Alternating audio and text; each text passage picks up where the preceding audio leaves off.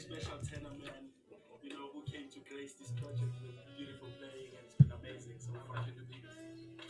I was saying to Brother Carl and Magna that this is a blues, and they were saying maybe it's not because of the structure. And I was just trying to explain how important the narrative then becomes in terms of what becomes the blues. This one is called Lagos Blues. I changed the title.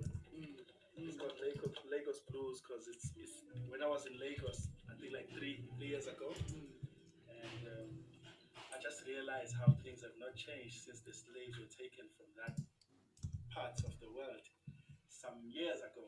Hundreds. Great, but if we can just keep it as like 5 and 4. So don't rush the second time. So still in the same. Gas, gas, gas, gas, gas, gas, gas, gas, gas. 1, 2.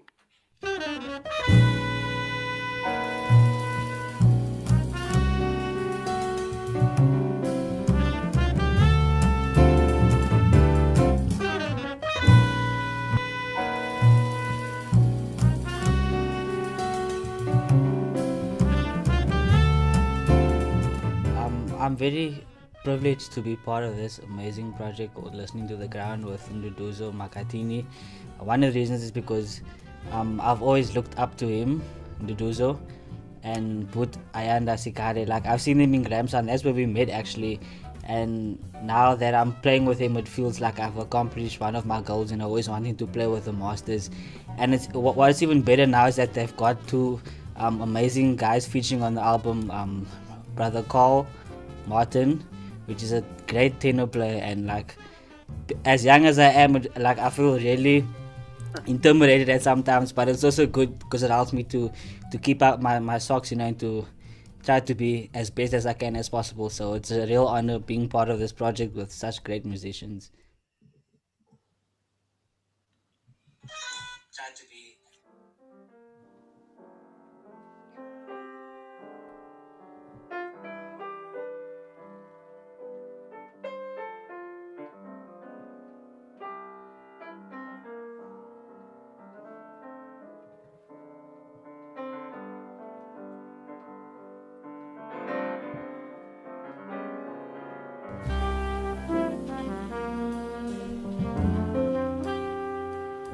It's extremely inspiring to meet people from different places all over the world and get the chance to actually make music together, and focusing on what you actually can get from. Because, for instance, I think for me, and I guess I can speak for Magne as well, who's from Norway. Maybe we tend to see music sometimes in a more intellectual way, and it's very, very nice to get a lot of other stuff, and that, I mean, not necessarily from other musicians, could be from other musicians also, but also from the audience. My experience playing in South Africa is that the audience really react to energy and that kind of stuff more than something brainy, smart thing, and just being a part of all the energy that Nduduzo sends out, it's wonderful.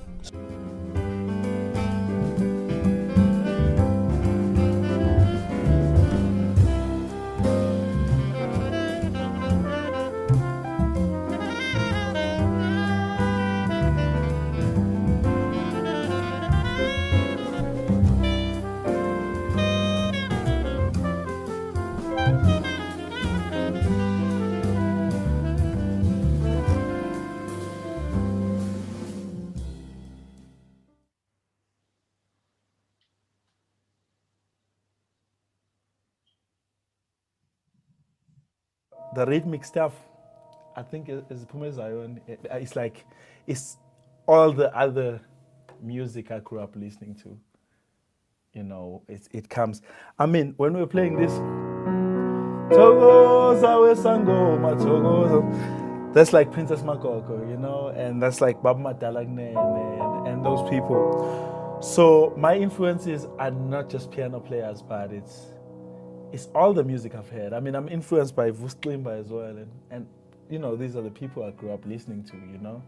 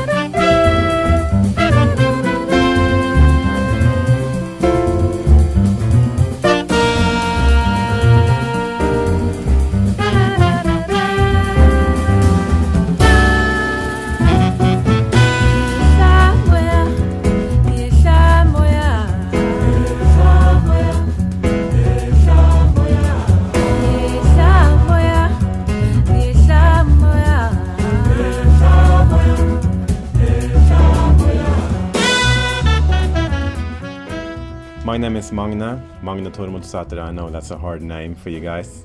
I met Ayanda and Nduduzo Makhathini in at the Grahamstown Festival a couple of years ago. And then I hooked up with Ayanda and Nduduzo on a jam session later on, and then after that we've been planning to play together, and now we're finally here, and it's an amazing vibe to be here with all those cats. I feel very, very privileged today to be able to play here with all those great musicians. I mean, the harp in that project is more to bring color. It's about being linked with the spiritual world, being linked with the ancestors, and the harp. Initially, the first harps were in Egypt, found here in Africa. And that's why it's great to be part of this project, because I think we need to change the image of this instrument, which is still much about, you know, being an elite instrument. You can only play classical music, and it's great to see, you know, artists trying stuff with instrument, and I think there's many possibilities, and that we need to explore that.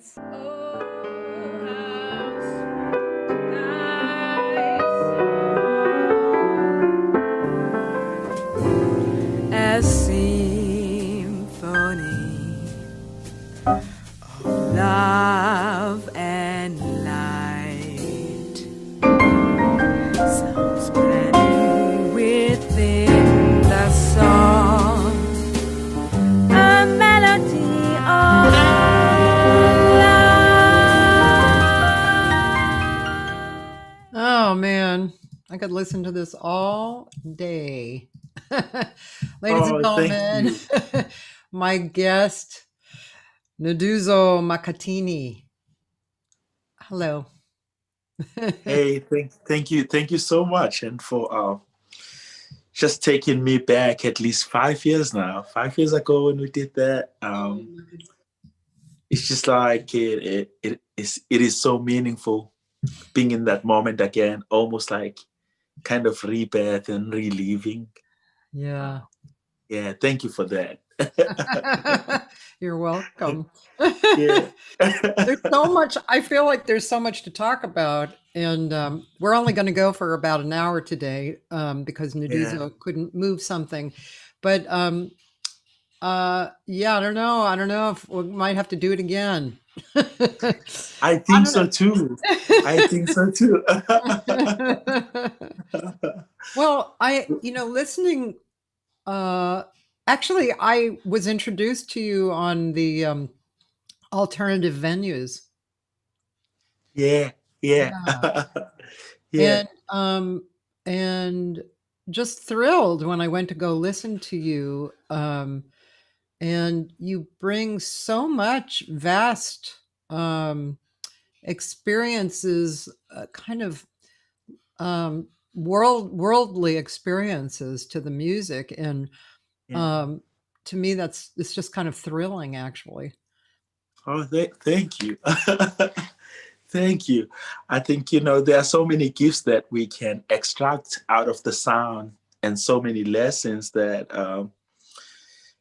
being an improviser, as I like to think, is it's a beautiful gift of not only living in the world, but getting a chance to co-create your own world, to co-create uh, the kind of world that you want to see around you.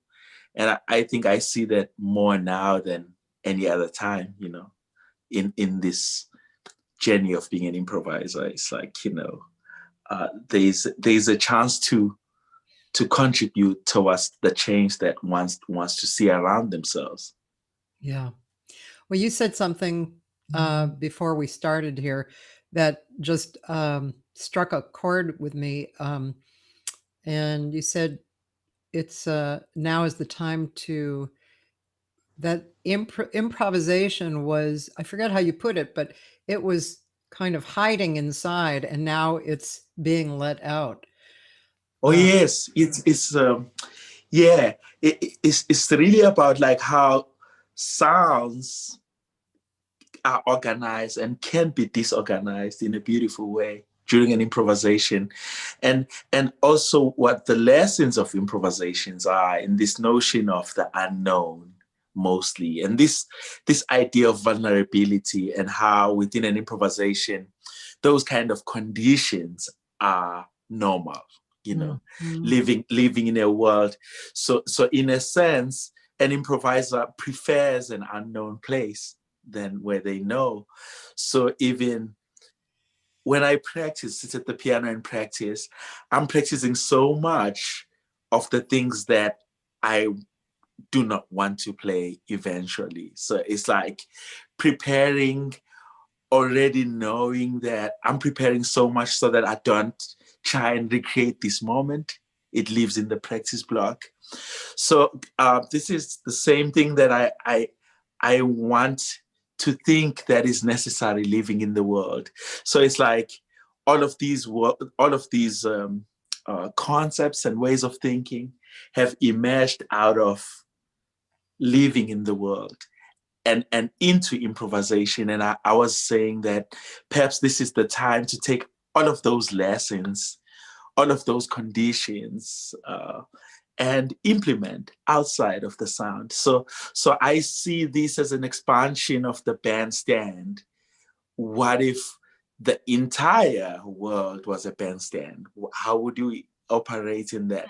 So the notion of the field, what if we had to expand the bandstand beyond a room, but think of it as a way of being in the world?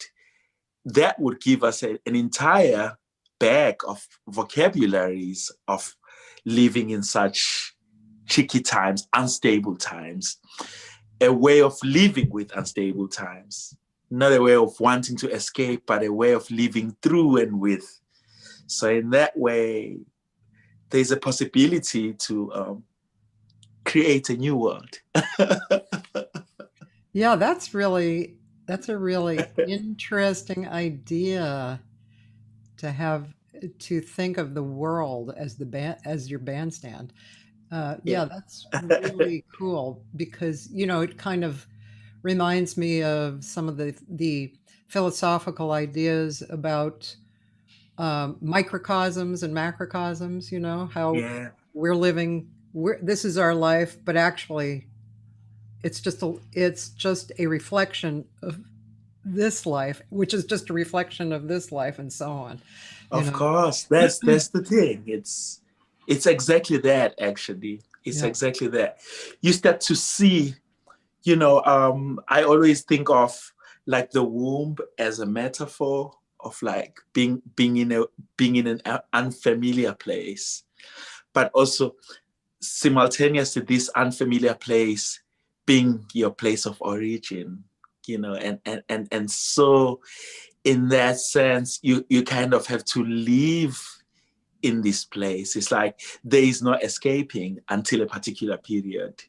So which, in a sense, I see this moment as the rebirth, as this being in the womb, and kind of listening closely to the place where you're in and trying to make sense of the rhythmic kind of connections, in the same way that in the womb, you're relying on your mother's heartbeats, so what does it mean to listen to the universal heartbeat and finding, because, the universe has got everything within it, everything we need is already here. So, but like through panic and fear, which is all understandable in these moments, we lose a sense of what's in our DNA as, a way of coexisting with the planet. So how do you think of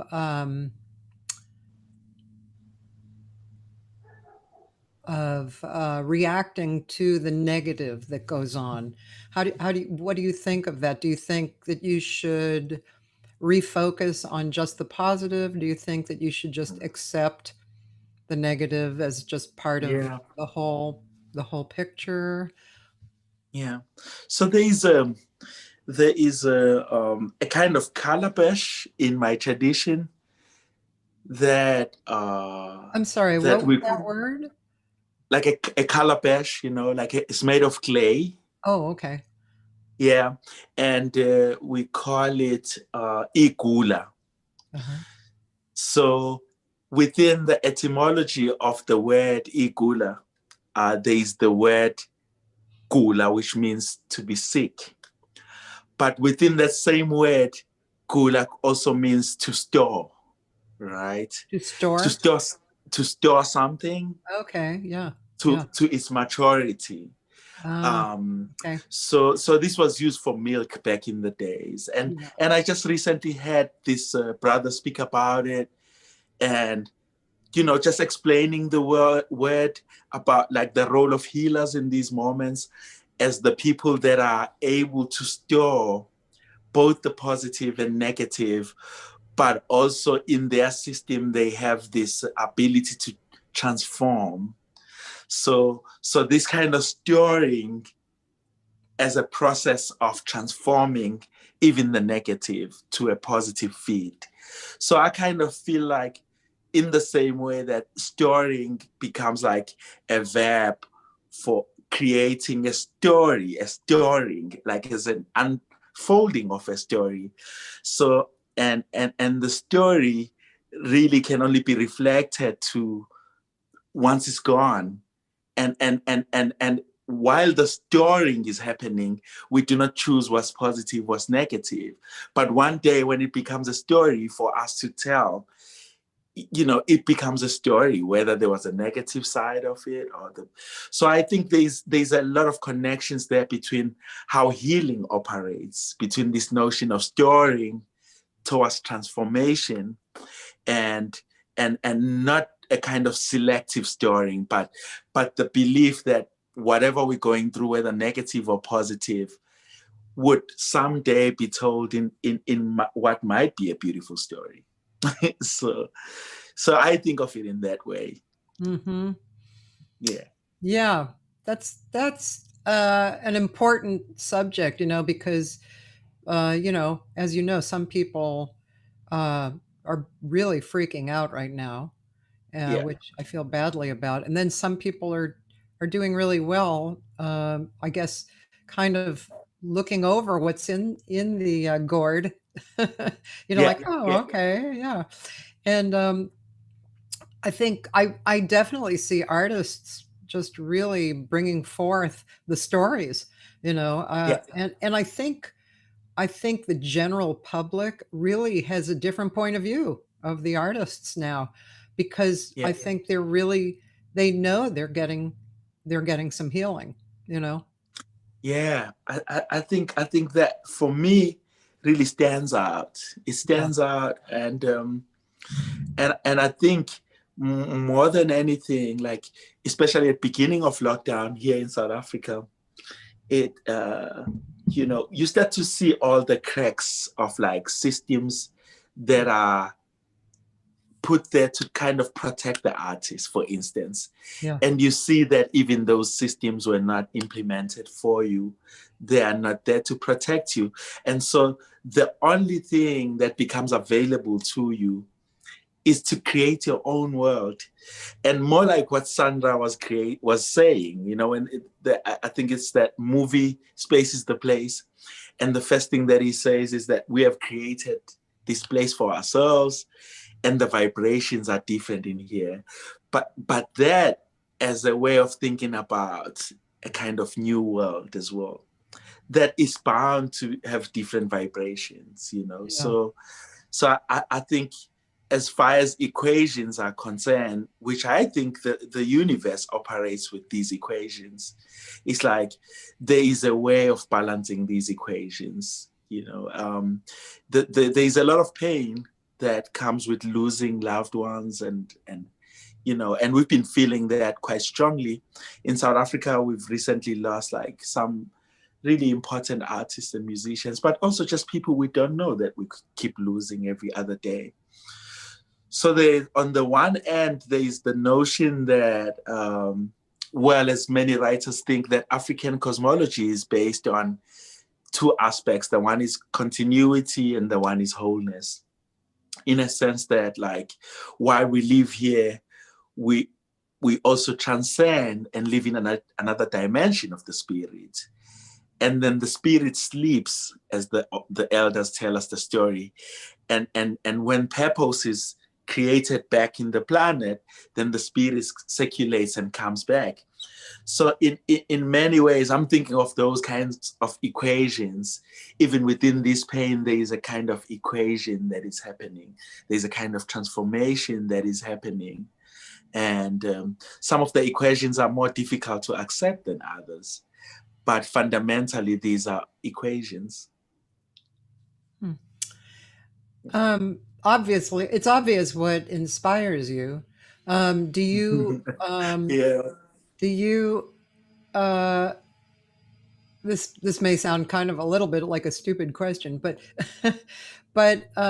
for somebody who doesn't who isn't from your background, which is so rich, I think it's a question if you feel consistently driven by all of this that we're talking about. Is this what inspires you all the time? Yeah, I think it's many things that inspire me, but I think one of the main things that inspires me is the notion of a plurality, the notion that like there's various layers and various notions of epistemology and ways of knowing. And so I'm fascinated by that. So, I mean, I will be tapping into different things for inspiration, but currently I've been really looking quite closely to what, kind of like cosmological constructs here in Africa may provide in terms of like solution making, but that are based also on like these very, very ancient past and like knowledge systems that could possibly provide some level of, light in these very dark moments. So I'm mostly inspired by that currently. A lot of the African authors that write about cosmology and and somehow I translate that into sound. What does it mean to play sounds that are produced from these worldviews, from these belief systems?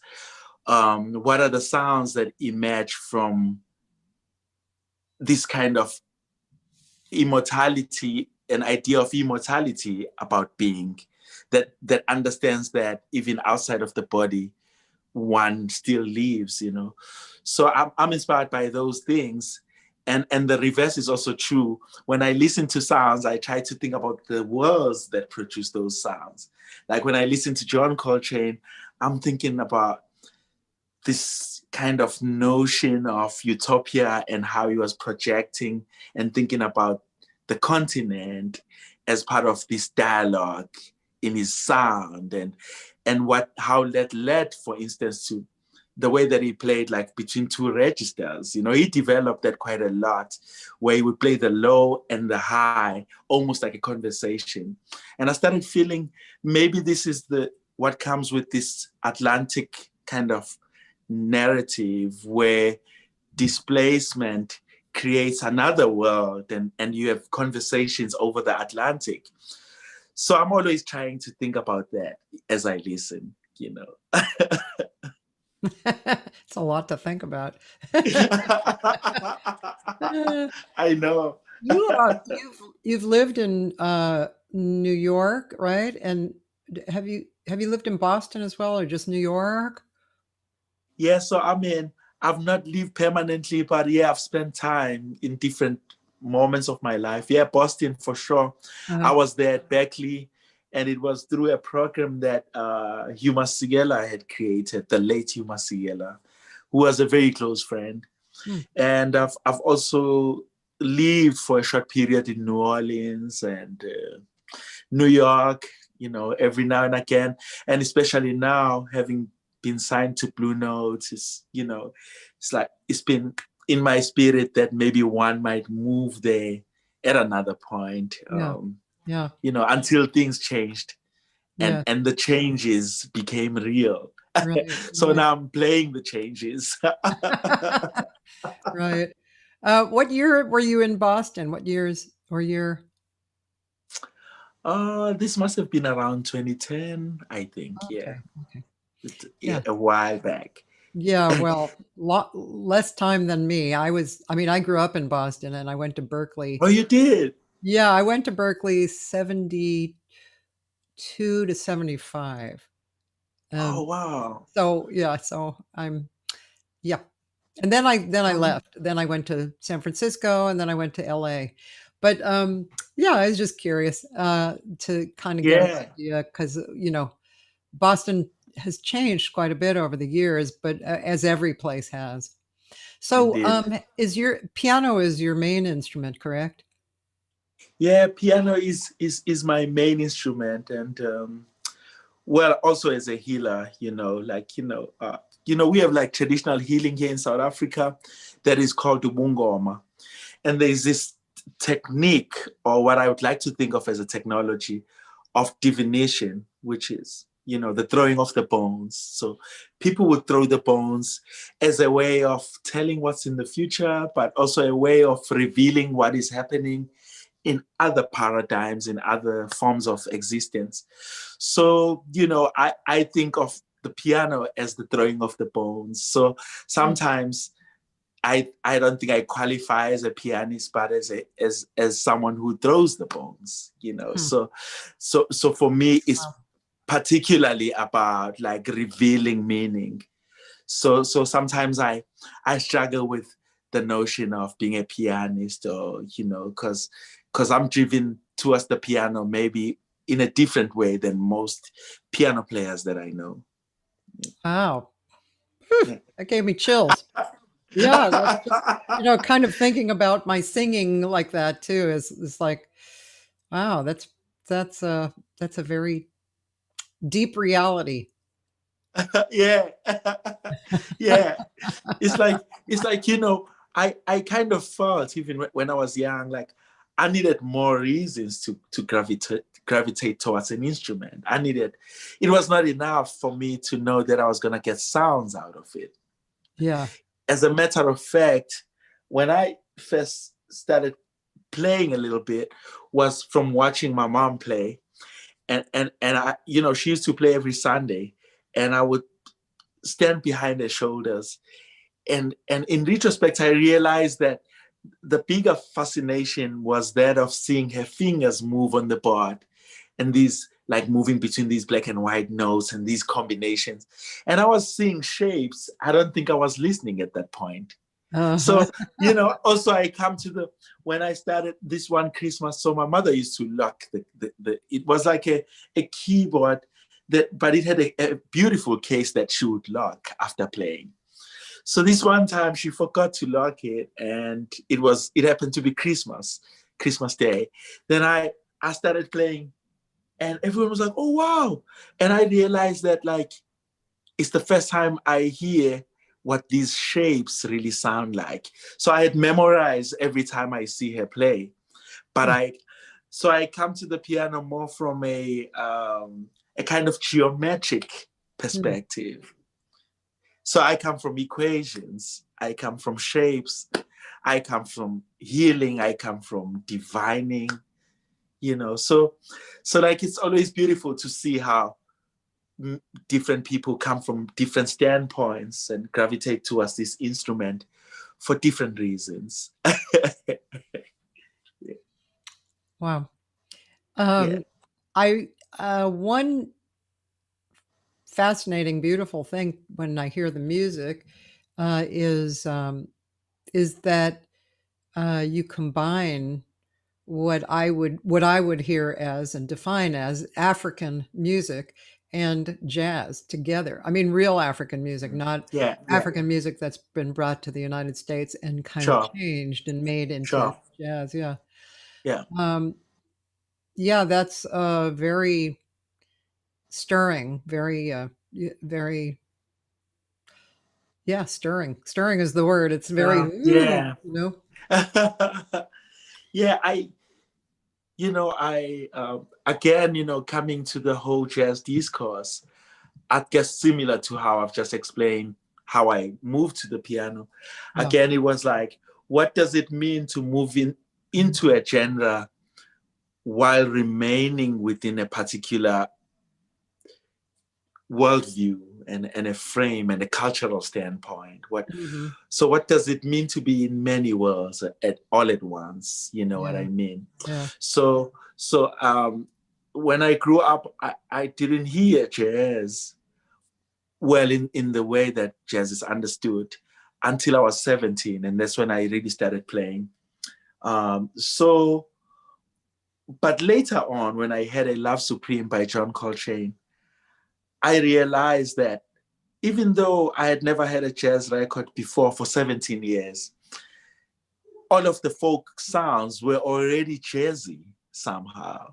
And so I think of jazz as a way of organizing sounds, as a way of organizing sounds that allows a lot of personal voice into it, because I had dealt with other genres before, but I just think jazz provided the kind of sensibility and freedom that I always imagined inside the sound.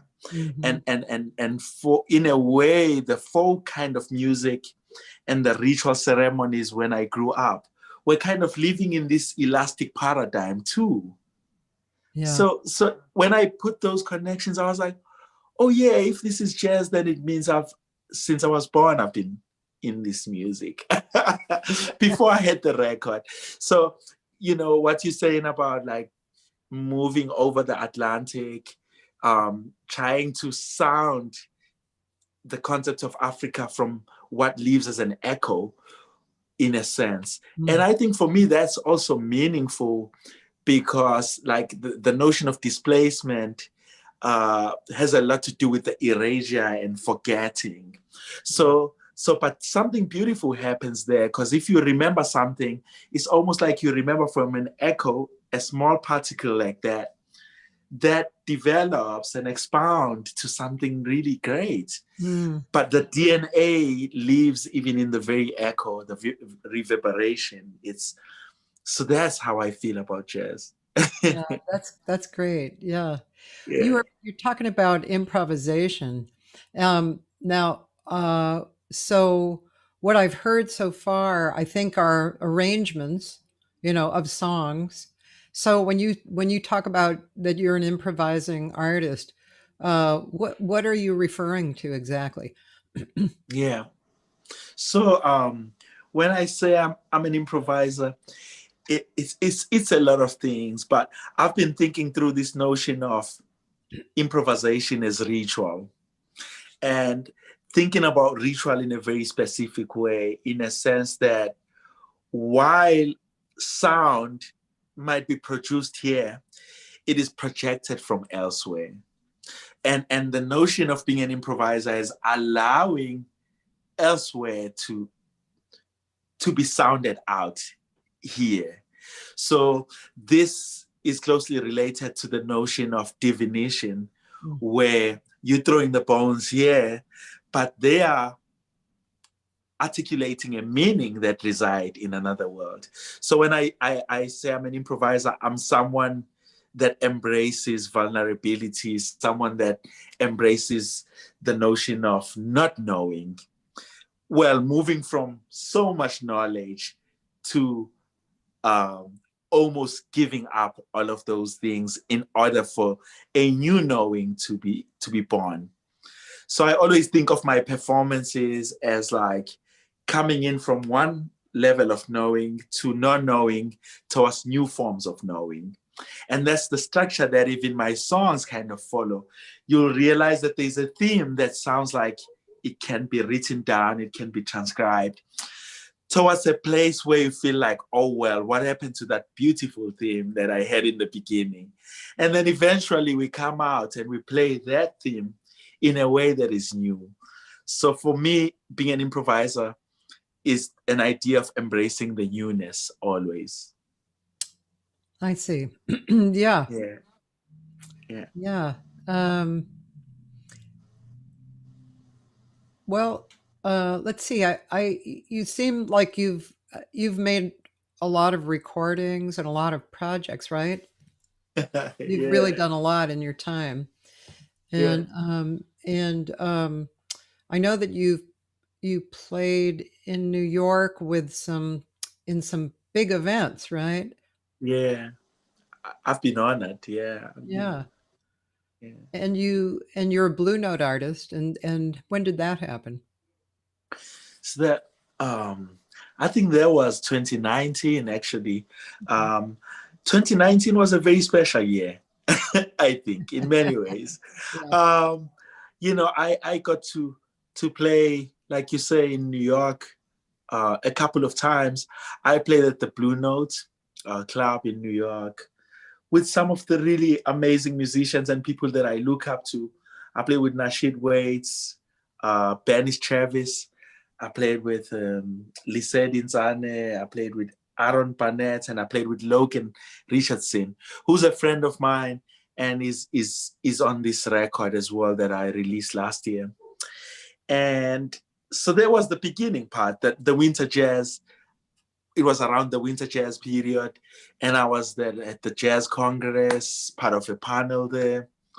Then from there, I was invited at the Jazz at Lincoln Center to play with Winton and the JLCO, the orchestra. And I think when I was there in that trip, this is when it was announced that, you know, I've been signed to Blue Note. But it had been something that was kind of like, you know, from one person that says something to someone that works for Blue Note. And then another friend says, yeah, I also heard about this person. And so eventually, then Don Was, who's the president of Blue Note, writes this really beautiful email that, you know, a lot of my friends that I've shared this email with say, you should frame this email. But the email went something like, something in the sound, in the record, that connects to the early kind of Blue Note artist and like why this whole record label was created. Yeah. And then they were making connections with the great McCoy Tyner and Andrew Hill, and all of these were Blue Note artists. And for me, there is no better compliment, because it's like, more than seeking a voice, I find myself prioritizing echoing the voices of the ones that are before me. I find that even a more urgent act, a more urgent intervention for the ones that live before us to be not forgotten. I find that too. Well, it's part of it is because it's in my culture, where, it's really a notion of everything is passed down from a master to a disciple. So, I really give myself to play that role, and yeah. So that, all of those things. And in September 2019, same year, Winton and the JLCO came to South Africa, and they invited me to join them when they were playing Duke Ellington's songbook. And I was just like, my mother was in the audience, and I was just shaking going to the stage. And so my younger brother tells me that she was in tears when she heard me playing with this kind of orchestra. Maybe it might have been her first experience with a live, orchestra and this kind of big sound. And she said something beautiful about small dreams becoming big, but she was thinking about the sound. She was thinking about how she would hear me practice alone, and how that dream has kind of like grown. And for her, that was a manifestation of like, how big is your dream in terms of the sound, how we represent big dreams via big orchestrations, and this notion of the communal, like what other people bring to your world that makes it even more beautiful. Well, so that was my 2019, an amazing year. that was a wonderful blossoming. Actually, what you just described was what I kind of felt watching the first video that I played, with you playing piano and showing the horn player what the song was like. And then it morphed into the result. That was really quite beautiful. Yeah. I think, the video editor, a friend of mine, Lungelo Ngobo, did a stunning job, actually, because now I picked on that as well when I was watching. Yeah. He has a way of synchronizing the rehearsal moments with the actual take. Yeah. And going really from this small piano sound to a big orchestration, and so wonderful. That was really beautiful. Yeah. And I also have noticed when I was checking out your videos before, of the singers, of course, of course I listen to the singers, and it's I've never really been drawn to the perfect type of singer, who has like the very clean voice and is singing all the precise notes, and maybe 16th notes, and, just dazzle, dazzle, dazzle. I've never been drawn to that. And more and more over the years, I've been drawn to all styles of music, singers who really just, connect, especially to original style music, And that's what I've been listening to when I've been checking your singers out. I mean, oh man, they're very connected to the core of it. It's such an honor. And almost on every record I have Omagugu singing, who happens to be my wife. And the one that was singing on that video. We met when we started music together, and of course, like, everything just started from, she started inviting me in her band, and I was like, oh man, this is quite cool. Everyone wanted to play with her. She was really a superstar when we were starting. She was doing gigs way before we started. So every piano player wanted to do her gig. And of course, then I was lucky, and she booked me this one time. I was like, oh man, this is great. And we played and created music together until we started. I was like, okay, we need to graduate from this. Now it became boyfriend and girlfriend. And all of a sudden, there was all of these kids in the house. All of a sudden. but then I realized, oh, so this warm sound that I was feeling was a home. It was a possibility of a home. It was a potentiality that it was in the sound. I just didn't realize that this sound was a beautiful place to live in, you know. So you know, she also worked with me. Now we work for the same university. Today she was doing a lot of assessments. That's why she's in bed early and stuff. But you know, I really love singers, and I also worked with another singer that she introduced me to, Mbuso Khoza, who's an amazing, really phenomenal singer. And worked with another one called Saki, who really does a lot of the alternative stuff. But sometimes I want to try these vocals within a jazz sensibility and see what can come out. And do you normally use women vocalists, or do you use men vocalists as well? Yeah, so Muso is a male, and and you know, so but often I really prefer female voice. Well, that's I think naturally. You know, one last thing about what you were saying about like this really expressive kind of vocal sensibility. When we moved in together with my wife, we realized that we had doubles of every A.B. Lincoln album. You know, when we put together our collections, I was like, you have that as well. I have that. So we really love ballads, and we love A.B. Lincoln quite a lot. I can see why. Yeah. Yeah.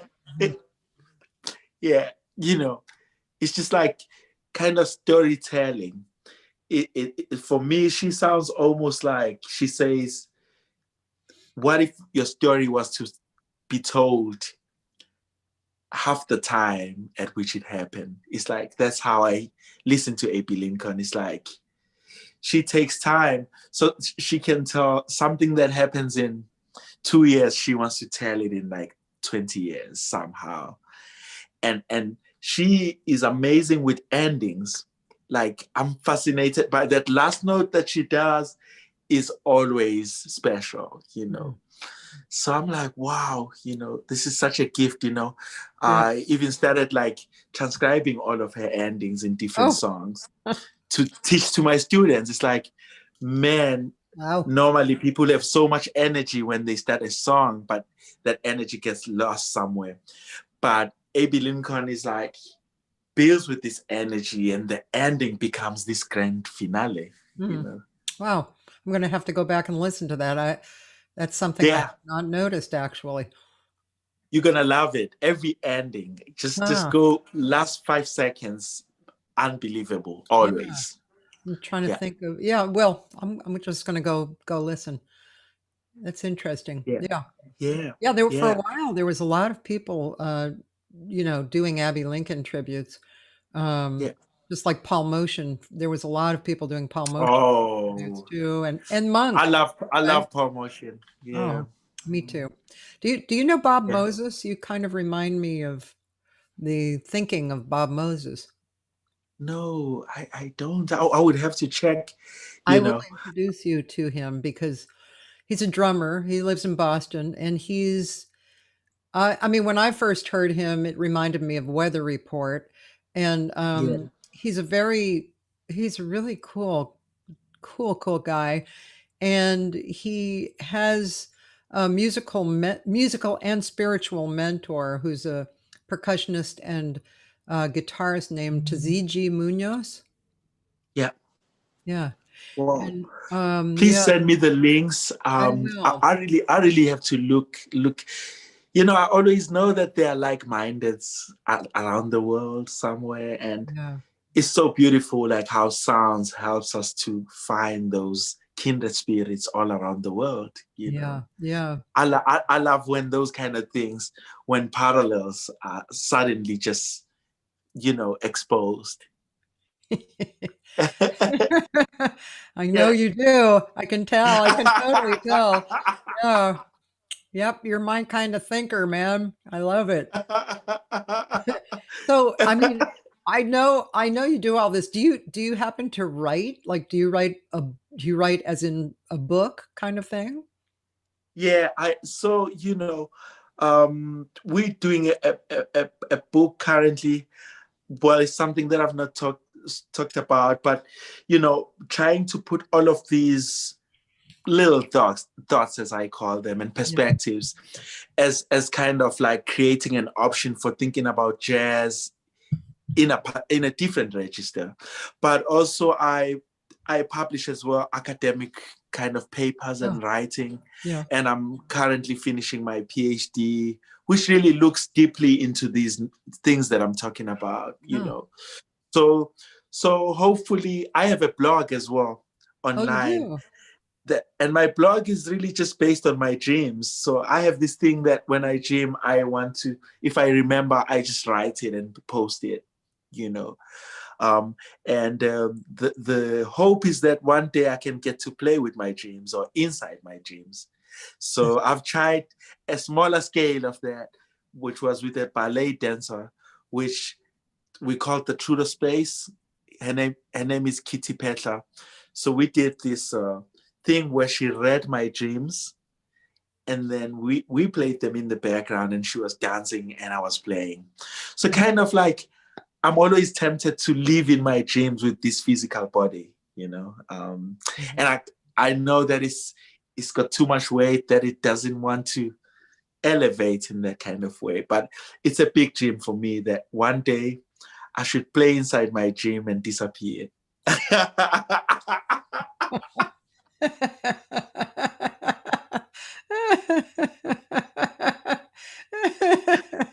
How about that? Wow, yeah, totally. That really got me, man. I can picture that. In one of my blogs, I wrote about this ancestor. There's a belief here in the continent, in most parts of the continent, that, ancestors visit. They do visit when we're in rituals. And so in one of the dreams, and I will summarize, maybe your listeners can go and check this particular blog. So in this particular dream, the ancestor had visited in spirit. And so everyone was sleeping in real life, and she saw some drinks and beers and stuff. She started really drinking quite heavily, and the spirit, the soul remembered the body, and the body formed around her, around the spirit. So she was in a physical presence now, and she fell asleep after drinking so much. And when the people woke up, they were like, "Oh no, where did she just come from? We buried her," and she disappeared. There was one of my dreams. So I hope for something like that. I like that. That's cool. Is your blog on your website? Yeah, I think it's called The Thoughts and Revelations of Nduduzo I think. Oh, it's its own site. Yeah. So I might be wrong, but if you Google that, it should lead you to the right place. Yeah. I like how you're not sure what it's called. Okay. All right. We'll find it. Somebody's listening. Please find it. Yeah.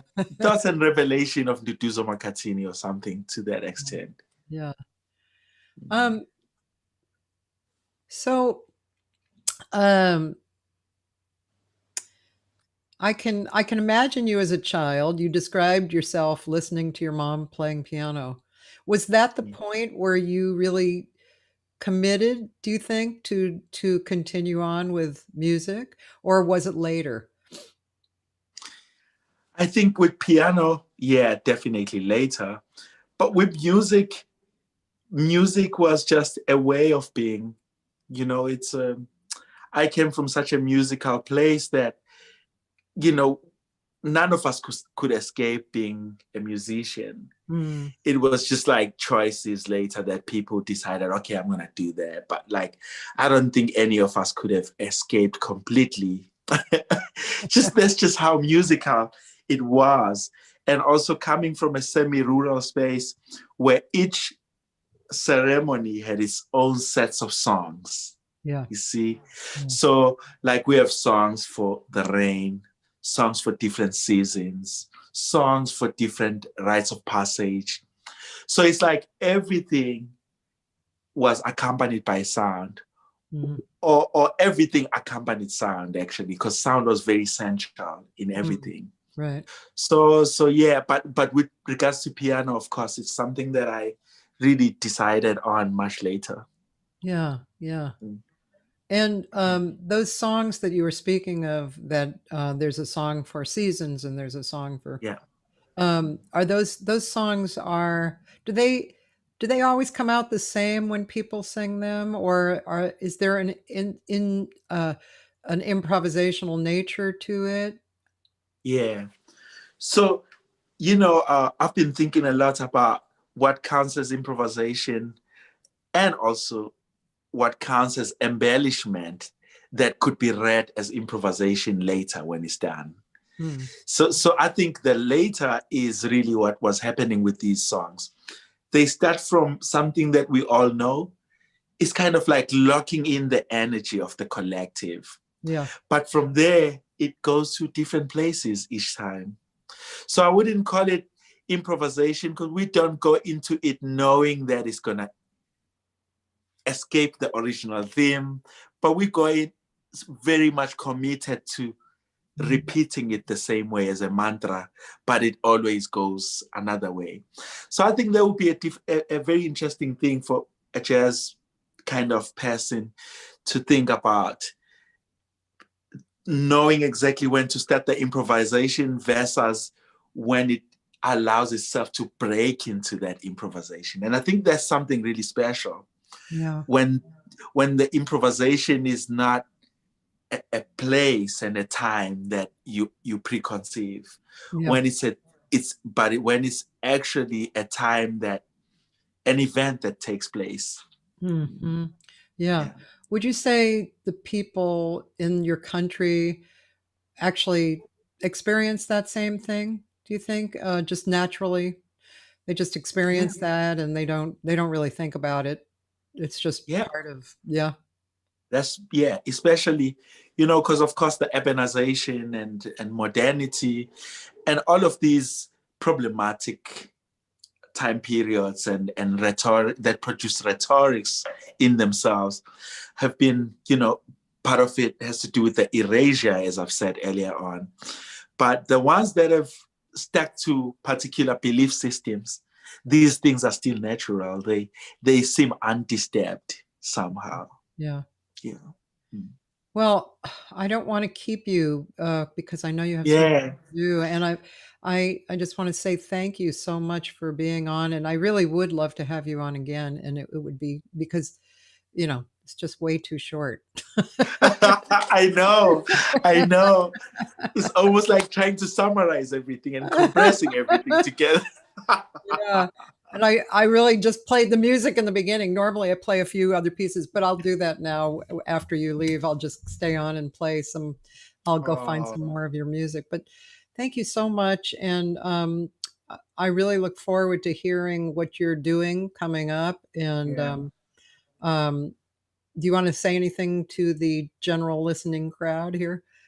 Oh man, I think more than anything, it's really gratitude. Firstly, to you, for just believing in the resonance. It's like people these days don't commit to just what they feel intuitively, and for you to just hear me speak somewhere and feel like it's worth having this conversation really speaks to like some of the responses that we need to compose as society towards like change. It's like, so I really thank you for that, for this beautiful conversation and just giving such a beautiful energy to it. For me, these things really count. And to everyone that's listening, I'm sending out a lot of love, and hopefully, I'll be sharing music with people soon. I'm thinking about well, new ideas about how to approach the next record and stuff. So maybe the next time we have a conversation, we'll speak about that. But Okay. for now, thank you so much. And hopefully we meet someday and Yeah. and carry on these conversations. Okay. Well, thank you so much. Be safe and Yeah. continue on. Thank you, Cathy. I You're really welcome. appreciate it. Thank you too. So Yeah. you can leave the Zoom and I'll just keep going. Okay, and will I be able to find this on your Facebook and share it? Because Yes, I and would love to share probably this. can share it on your page, so that I'll do that as well. Thank you so much. Blessings to you. Bye-bye. Sure. So I'm so sorry that he's left us, but I'm going to play some of his music, and I'm also going to tell you that for the rest of the week, I'm playing at noon. I'm playing or posting. Not, it won't be live. It'll be posted, so you might not get a notification about it, but you can always come to my page around noon and see. And so Thursday through Sunday, well, actually this week, Thursday through Saturday, I'm doing archives. Thursday is Dennis Dreeth, who is involved in licensing of music. And it was a real interesting conversation. He's also a musician, and he arranged a few things on my record of the Jazz Chamber. But on this particular interview, he talked mostly about licensing. And then Josh Nelson, an archive of Josh Nelson on Friday, and an archive on Larry Kuntz and Otmaro Ruiz on Saturday. And Sunday, I'm co-creating a memorial service for the guitarist Barry Zweig, who passed away in March and had a really long heritage of making music and having great friends and just a beautiful life.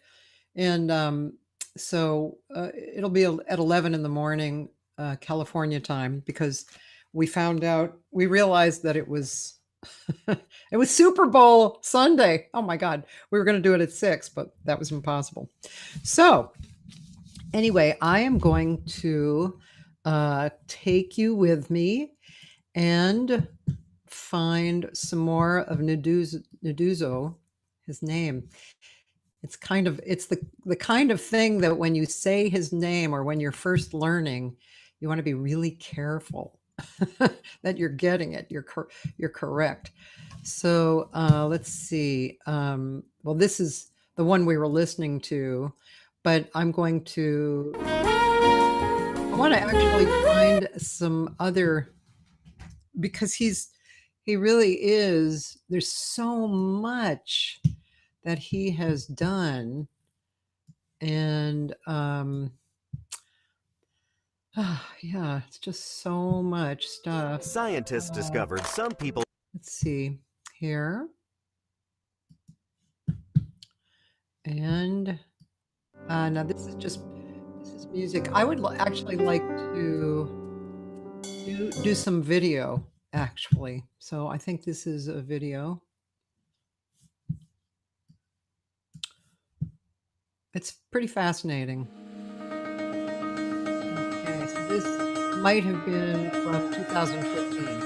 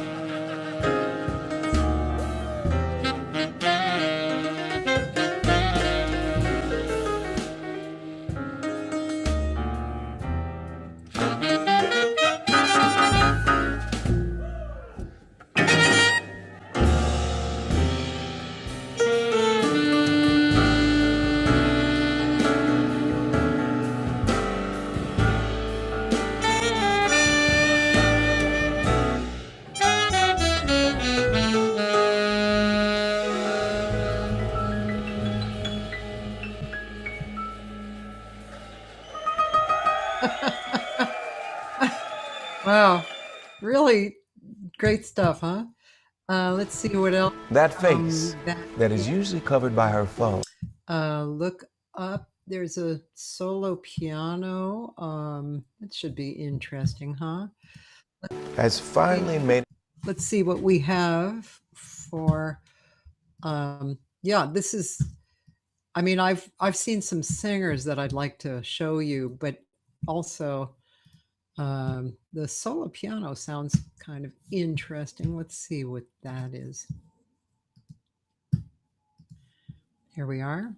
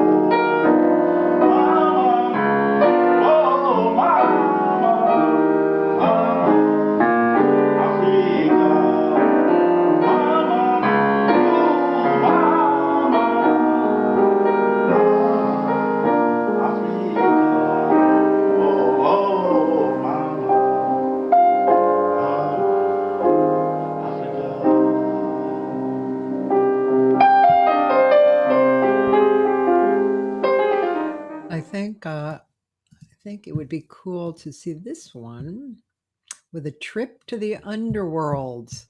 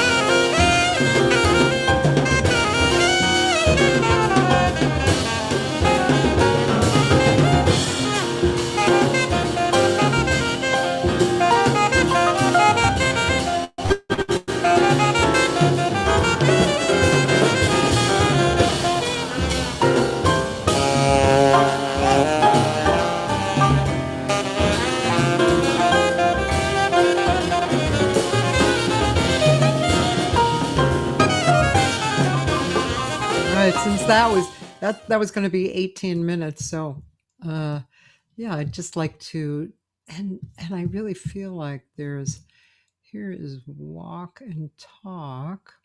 Here is meditations. There's lots of stuff, right? Oh, here's modes of communication, stay at home sessions. There's lots of stuff on Nduduzo.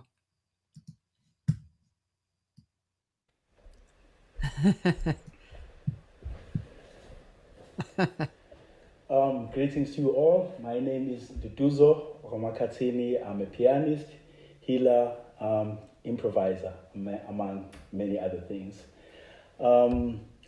Today is really just me paying gratitude for the love that people have shown towards the work, but also paying gratitude to the people that have given me the gift to do this kind of work. And that is my ancestors, all divinities and all gods that really look after us and are kind enough to trust us with such deep messages. So as you would know already today, the album was officially released called Modes of Communication, Letters from the Underworlds.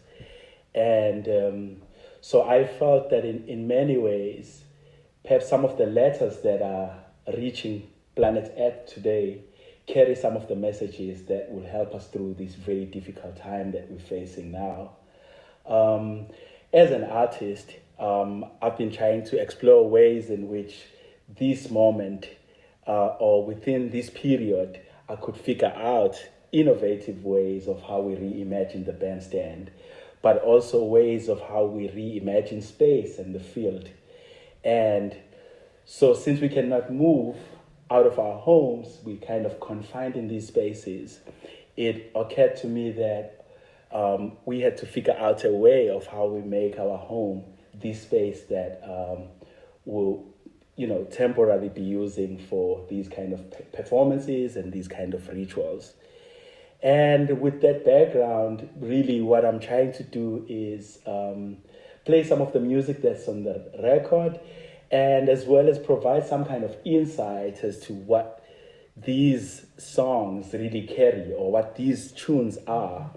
And it's really coming from a thought that I've been having quite strongly, that the music is not only a reflection of our thoughts or the things that we're trying to portray or project, but I believe that music as well is an essential part of being, and music is the thing that speaks in itself.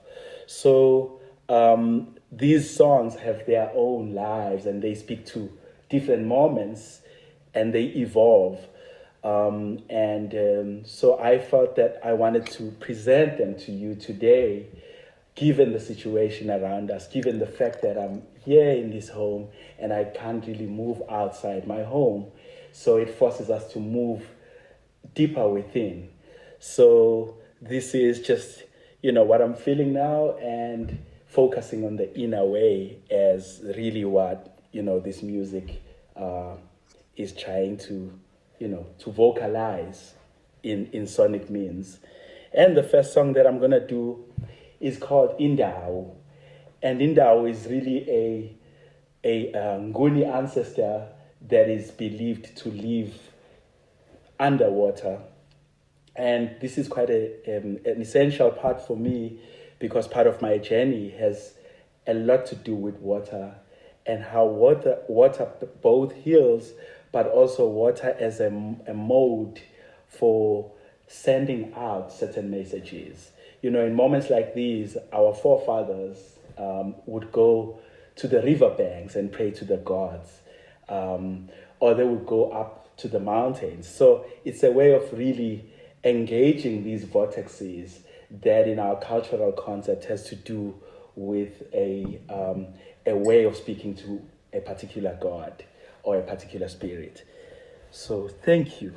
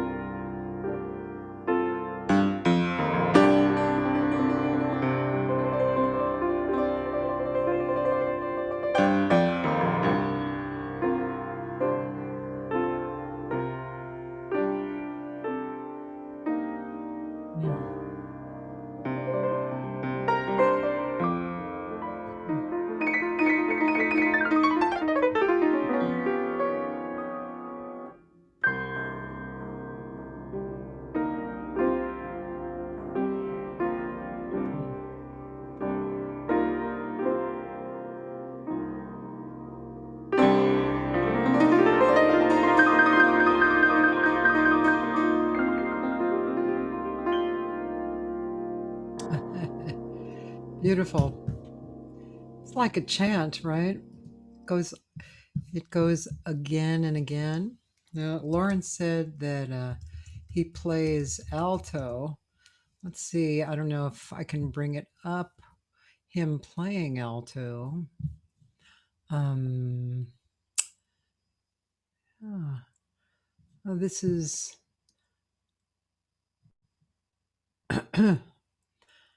Yeah, interesting. Okay, there's his wife singing, and this is something that he did recently. I don't know if it's a playing. Let's just check it out because Ngithi makhamba kahle la studio. Okay, mfana siyabonga. might be just talking Kahle qale njengalwa timelessness lami. or Okay, it seems cool. yeah. Just play the head. After playing, it develops to something. Okay, so they're talking about something, and let's see. It looks like he's singing here. I wanted to. Oh, Mabuzo. I think this is. If you're trying to lose belly fat, I think this is the one. The person he said possibly was a man.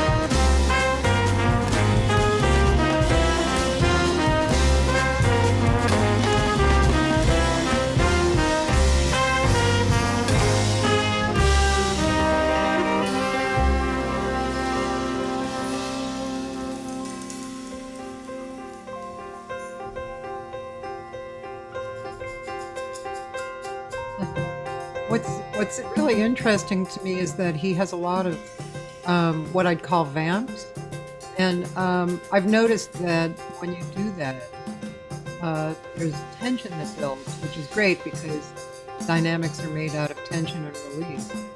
So he has a lot of repetitive ideas that are vamps, as we hear right now.